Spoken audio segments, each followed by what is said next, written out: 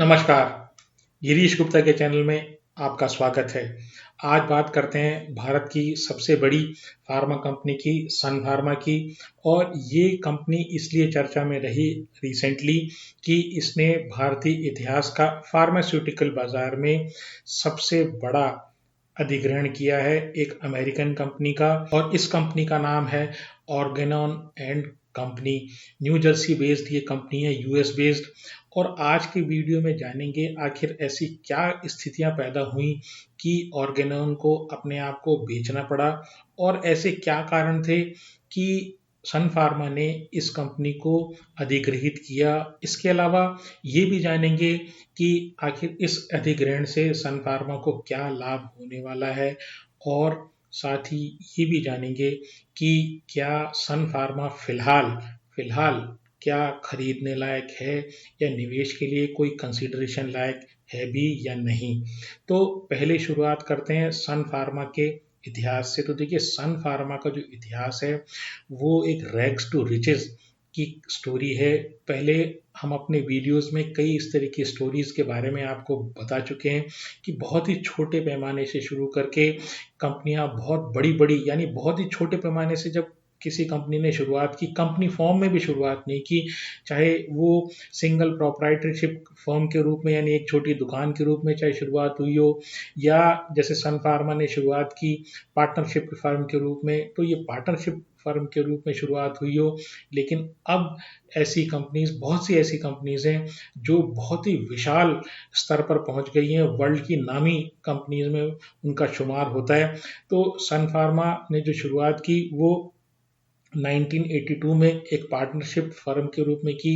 इसके संस्थापक और प्रमोटर जो हैं दिलीप सांघवी हैं। दिलीप सांघवी साहब के जो पिताजी थे शांतिलाल जी सांघवी, उनका कोलकाता में फार्मा का थोक का बिजनेस था, और वहाँ से जो फार्मा बिजनेस के गुर जो हैं वो दिलीप सांघवी साहब ने सीखे, और उन्होंने एक बहुत ही छोटे पैमाने पर 4 या 5 दवाइयों के मैन्युफैक्चरिंग उन्होंने शुरू की वापी गुजरात से।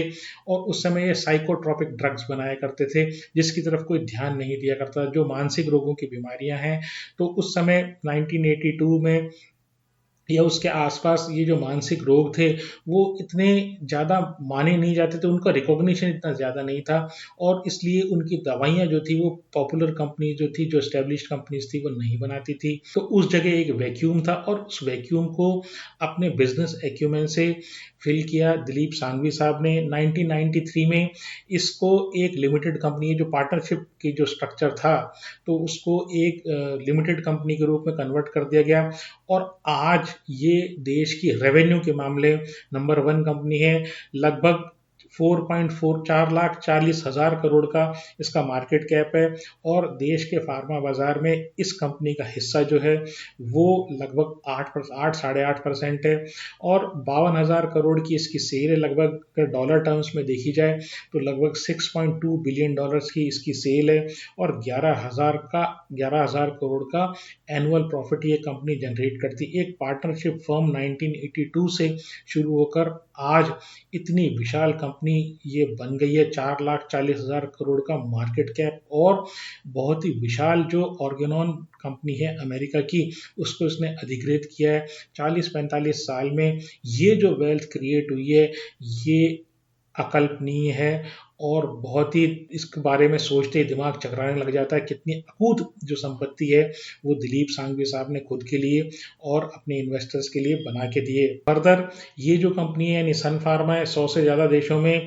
प्रेजेंट है और लगभग डेट फ्री है। सन फार्मा के डेट फ्री होने का जिक्र करना यहाँ इसलिए आवश्यक है क्योंकि ये कई उन कारणों में से हैं जिसके कारण जो सन फार्मा है वो Organon and company, US based company को अधिग्रहित कर पाई। अब ये रही बात सन फार्मा की। अब बात करते हैं हम ऑर्गेनॉन एंड कंपनी, जो जैसे मैंने बताया अमेरिकन कंपनी है, न्यू जर्सी बेस्ड कंपनी है, और ये कंपनी जो है 2021 में 2021 में एक और कंपनी, विशाल दवा कंपनी है, एक मल्टीनेशनल कंपनी है, फार्मा कंपनी मर्क, उससे स्पिन ऑफ हुई थी। यानी उसमें से निकल कर इसको ऑर्गेनॉन एंड कंपनी को एक अलग कंपनी का रूप दिया गया था। तो वहाँ जब इसको एक अलग कंपनी का रूप दिया गया तो वहाँ पर इसके ऊपर कर्जा यानी ऑर्गेनॉन के ऊपर जो था वो कर्जा बहुत ही ज़्यादा था। इसके पास लगभग 8.5 बिलियन डॉलर्स का 8.5 बिलियन डॉलर का कर्जा था। अब इसके रेवेन्यू स्ट्रीम्स की बात करें पहले यानी ऑर्गेनॉन जो एंड कंपनी के रेवेन्यू स्ट्रीम की बात करें तो 55% जो उनका रेवेन्यू आता है वो एस्टेब्लिश ब्रांड से आता है। इसके अलावा 33% जो रेवेन्यू आता है वो इनोवेटिव मेडिसिन से आता है और ये वीमेंस हेल्थ में मतलब वीमेंस की हेल्थ केयर वाले जो प्रोडक्ट्स होते हैं उसमें ये प्रेजेंट है। मैं डिस्कस करूंगा इनको एक एक करके। और बायोसिमिलर से 11% आता है। अब देखिए पहली चीज एस्टेब्लिश ब्रांड्स वहां से 55% रेवेन्यू आता है। ये क्या चीज होती है जो ट्रेडिशनल दवाइयां होती है ना जैसे आपकी डायबिटीज की या हाइपरटेंशन की जिसमें बहुत सारी कंपनीज इन्वॉल्व होती है। अब आप ये समझ लीजिए वहां जो है लगातार बिक्री तो होगी, वॉल्यूम तो बहुत ज्यादा आएगा क्योंकि ये एक तरीके से महामारी की तरह ये बीमारियां हैं, बहुत लोग इनको कंज्यूम करते हैं, लेकिन वहां पर जो मार्जिन होता है वो जो होता है वो रिलेटिवली काफी कम होता है क्योंकि आपकी एक्सक्लूसिविटी कुछ नहीं होती वहां, आपकी मार्केटिंग और आपका ब्रांड वहां काम आता है। तो यहां से रेवेन्यू जो आता है वो 55% आता है।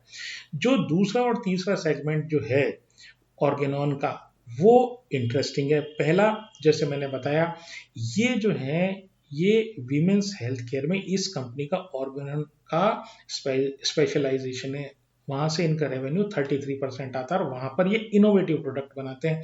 अभी इनोवेटिव प्रोडक्ट्स क्या मतलब वो प्रोडक्ट्स जो प्रोडक्ट्स ये रिसर्च एंड डेवलपमेंट के थ्रू पेटेंट वाले प्रोडक्ट्स जो होते हैं जिन पे जिनकी मार्केटिंग और सेल का इनके पास एक्सक्लूसिव राइट होता है और कोई और कंपनी उस तरह की दवाई बना नहीं सकती। तो वहां पर क्या होता है स्पेशलाइज्ड प्रोडक्ट होते हैं और इसके अलावा मार्जिन ज्यादा होता है क्योंकि आपका एक्सक्लूसिव राइट होता है और सेगमेंट भी एक्सक्लूसिव है वीमेंस हेल्थ का। अब ये वीमेंस हेल्थ जो है इसमें मेनोपॉज से रिलेटेड प्रॉब्लम्स, कॉन्ट्रासेप्टिव से रिलेटेड जो कुछ इस तरीके से इंजेक्शंस, पिल्स और इंजर्शंस आते हैं वो, और इसके अलावा कई तरह की महिलाओं से संबंधित जो बीमारियां होती वो सेगमेंट से इनका रेवेन्यू 11% आता है, 33% आता है। तीसरा जो सेगमेंट है वो और इंटरेस्टिंग सेगमेंट है वो है बायोसिमिलर का।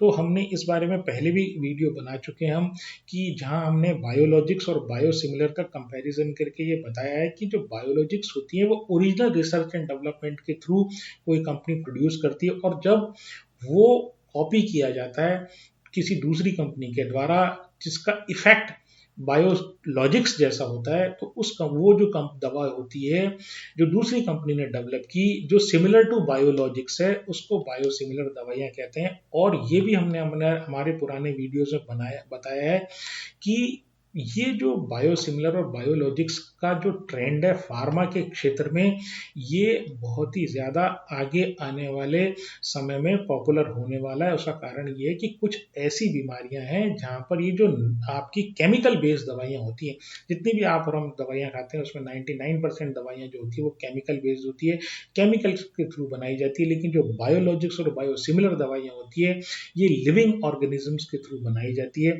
इसके बारे में आप जानना चाहें तो हमारे प्लेलिस्ट में कई वीडियोस हैं फार्मा कंपनीज के बारे में जो बायोसिमिलर या बायोलॉजिक के क्षेत्र में है, तो वहां हमने डिटेल में ये सब चीजें डिस्कस की हैं। तो यहाँ से इनका रेवेन्यू 11% आता है। फिर अब क्या हुआ कि भाई अच्छी खासी कंपनी चल रही थी। 2021 में ये स्पिन ऑफ हुई यानी ऑर्गेनॉन जो है ऑर्गेनॉन एंड कंपनी ये स्पिन ऑफ हुई किससे हुई, मर्क से हुई। और एक बहुत बड़ा कर्जा 8.5 बिलियन डॉलर का इन्होंने इनके सिर पर चढ़ा हुआ था। अब कर्जा होना कोई बहुत बुरी बात नहीं है, लेकिन क्या हुआ कि इनके जो पॉपुलर प्रोडक्ट थे उनमें से एक जो प्रोडक्ट था वो बहुत ही पॉपुलर था और हर साल 1 बिलियन डॉलर की रेवेन्यू उससे आती थी।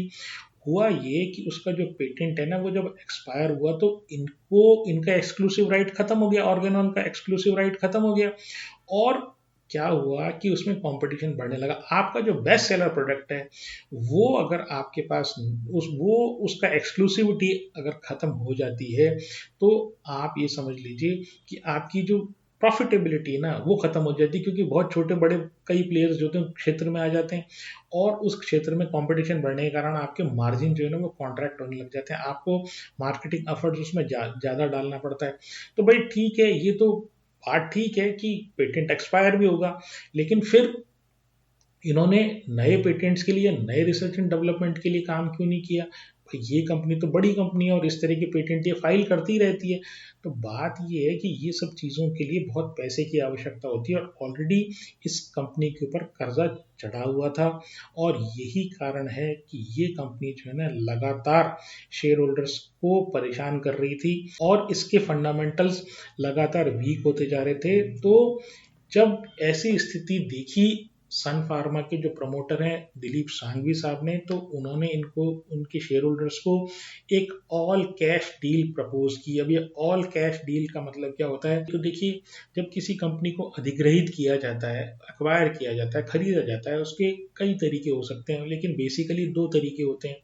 कि एक तरीका तो ये है कि जो सारे शेयर होल्डर हैं जिनके पास जो शेयर है उन शेयर होल्डर से एक तय दाम पर शेयर खरीद लिया जाता है। तो ये जो किस्सा होता है जहां पर कोई शेयर का एक्सचेंज नहीं होता। दूसरा तरीका क्या हुआ कि उन शेयर होल्डर्स के पास, जिस कंपनी को आप अक्वायर कर रहे हैं, उन शेयर होल्डर्स के पास जो शेयर होते हैं उसके बदले में आप अपनी कंपनी के शेयर दे देते हैं। तो वो शेयर स्वैप जैसी कोई चीज़ नहीं है।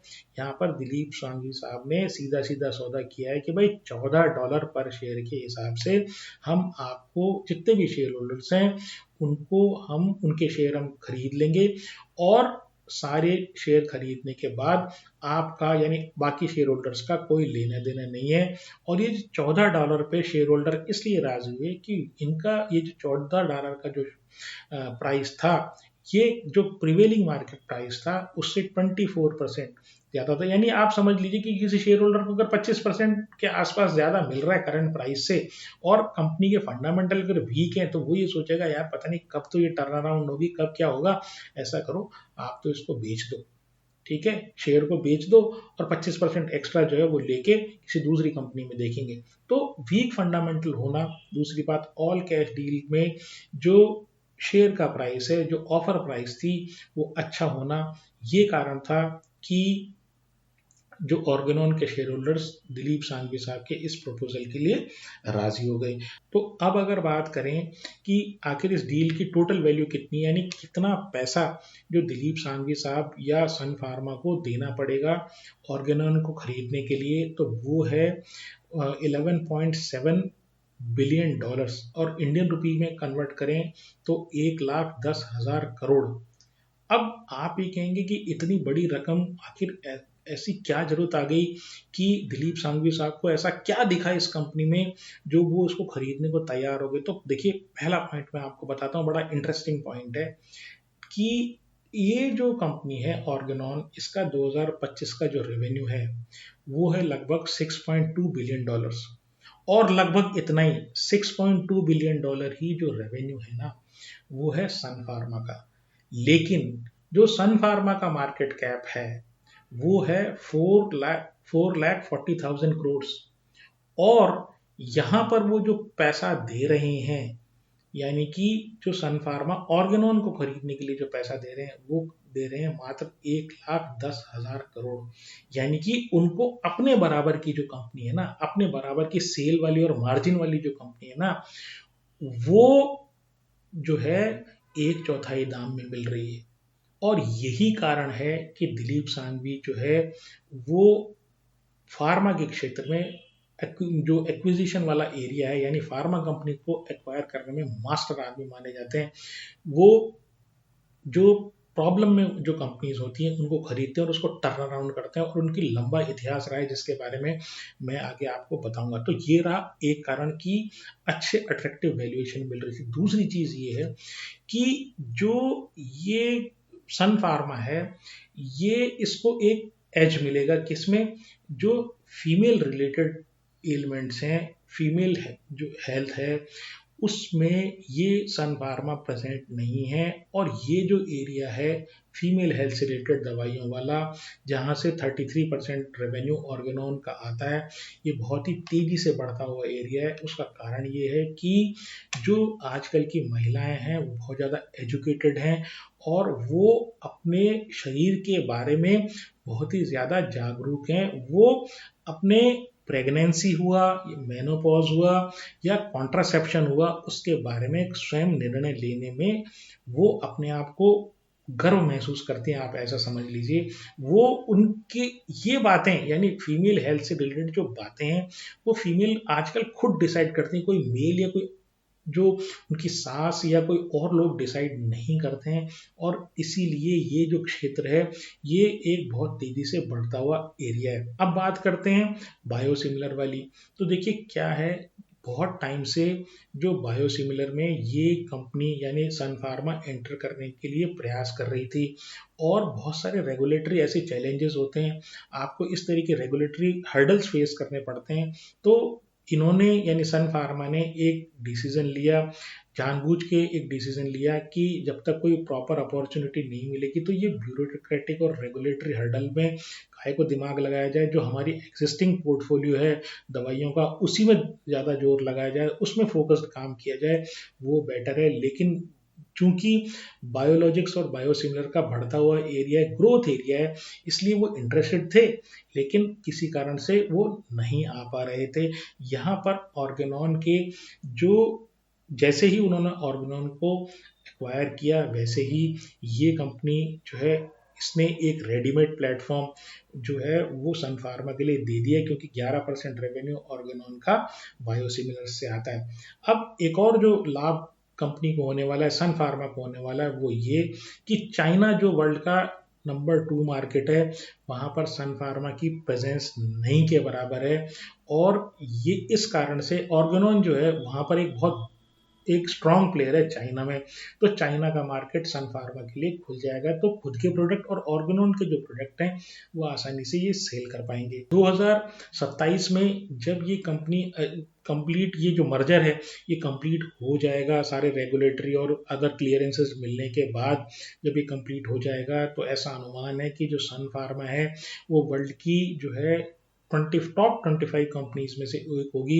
और इनका जो रेवेन्यू है वो डबल हो जाएगा, क्योंकि जैसे मैंने बताया कि जो इनका रेवेन्यू है दोनों का, यानी ऑर्गेनॉन और सन फार्मा का, जो एक साल का रेवेन्यू वो लगभग लगभग $6.2 बिलियन का है। अब बात करते हैं कि ये जो अधिग्रहण के लिए जो पैसा है ये कहाँ से आएगा। तो कुछ तो इस सन फार्मा की बैलेंस शीट पर पैसा रखा हुआ है, पैसा है, तो वो इंटरनल अप्रूवल से ये कुछ पैसा देंगे और बाकी जो है ये डेट लेंगे। अब जो डेट लेंगे तो आप ये देखिए बड़ा विशाल जो है, अभी ये कंपनी सन फार्मा जो डेट फ्री है, और जैसे ये कर्जा लेंगे तो उस कर्जे को उतारने के लिए इनको मेहनत करनी पड़ेगी। हालांकि ये बात है कि इनका कैश फ्लो इतना है, यानी सन फार्मा का कैश फ्लो इतना है कि वो over a period of time वो इस कर्जे को उतार देंगे। लेकिन जो मीडियम टर्म है उसमें कर्जे का जो रिस्क है, कर्जे का जो बोझ है, वो सन फार्मा के ऊपर आएगा ही आएगा। दूसरी बात ये कि कुछ कल्चरल हिकअप्स होते हैं। अब आप इस चीज़ को ऐसा समझिए कि एक अमेरिकन कंपनी और एक इंडियन कंपनी है, उन दोनों में कल्चरली बहुत ज़्यादा डिफरेंस होते हैं, वर्किंग एनवायरनमेंट में, पेमेंट से रिलेटेड, और बहुत सारे कई एस्पेक्ट्स इस तरीके के आते हैं। ये इस तरीके की चीज़ है कि एक जो व्यक्ति है वो अमेरिकन एक बहू ले आया, और वहाँ पर जो इंडियन जो परिवार होता है, खासकर अगर वो संयुक्त परिवार होता है, तो उसकी काफ़ी डिमांड्स होती है। सास की अलग डिमांड होती है, भाई सुबह 6 बजे उठ के ये सबके लिए चाय नाश्ता बनाए, मंदिर में पूजा करे, कपड़े ऐसे पहने, सबके चरण स्पर्श करे और घूंघट करे या सिर पे पल्ला रखे। लेकिन अमेरिकन बहू जो है वो इन सब चीज़ों के लिए अभ्यस्त नहीं होती। तो ये कल्चरल डिफरेंसेस होते हैं, और जिसके कारण जो इंटीग्रेशन होता है, भारतीय कल्चर में इंटीग्रेशन होता है, वो मुश्किल होता है। हालांकि बाजार ने इस अधिग्रहण को थम्स अप दिया है, और जो शेयर है वे 1600 रुपये से ही कुछ समय में ही, यानी 4 या 5 दिनों में ही ये 52 वीक हाई लगभग 1850 के आसपास पहुंच गया है। लेकिन ये इसी तरह की स्थिति है कि भाई जब नई बहू, अमेरिकन बहू घर में आती है तो सारा मोहल्ला जो है ना वो बहुत खुश होता है, जगह जगह बातें होती हैं कि वाह क्या जोरदार काम किया है इस परिवार ने। लेकिन धीरे धीरे जब खटपट की खबरें आती है तो सब लोग व्यस्त हो जाते हैं। सब लोग ये कहते हैं, हम तो कहते ही थे कि जो इंडियन जो एनवायरनमेंट है, इंडियन कल्चर में ये अमेरिकन बहू सेट हो नहीं सकती। और देखो, हमने कहा था ना खटपट चल रही है और चलती ही रहेगी, और ये पता नहीं साथ रह भी पाएंगे कि नहीं रह पाएंगे। फिलहाल तो मार्केट ने इसको थम्स अप दिया है, लेकिन आप ये समझ लीजिए जब थोड़े टाइम बाद ये यूफोरिया खत्म होगा, डाई डाउन होगा, तब आपको बहुत से एनालिस्ट ये कहते मिलेंगे कि भाई सन फार्मा जो है ना इसके ऊपर ये ओवरहैंग है कि ये कंप्लीट कर पाएंगे कि नहीं कर पाएंगे ऑर्गेनॉन का। क्योंकि मुझे ये याद है 2010 में जब इन्होंने टेरो का अधिग्रहण किया था, एक फार्मा कंपनी थी टेरो का अधिग्रहण जब उन्होंने किया था सन फार्मा ने, तब बहुत टाइम तक जो है ये शेयर चला ही नहीं, बहुत ही परेशान इसने निवेशकों को किया। तो अगर आप केवल इसी बात को सोच के कि नहीं इसमें ये जो कंपनी है ये बहुत बड़ी कंपनी बन जाएगी और इसमें ऐसा हो जाएगा और वैसा हो जाएगा, तो देखिए शॉर्ट टू मीडियम टर्म में इस शेयर में बहुत ज़्यादा उम्मीद मुझे लगती नहीं है। अच्छी चीज़ें हो जाएं, शेयर चल जाए, बहुत अच्छी बात है, लेकिन ऑलरेडी मुझे ऐसा लगता है कि इसकी जो प्राइस है इसमें सारी अच्छी खबरें जो है समाहित है। अब देखना ये होगा कि किस प्रकार से ये मर्जर कंप्लीट होता है और किस प्रकार की ग्रोथ आने वाले अगले 2 या 3 सालों में आती है। तो ये रही मेरी आज की प्रस्तुति। अगर आपको मेरा प्रयास पसंद आया हो तो चैनल को सब्सक्राइब करें, वीडियो को लाइक करें और शेयर करें। नमस्कार, धन्यवाद, जय हिंद।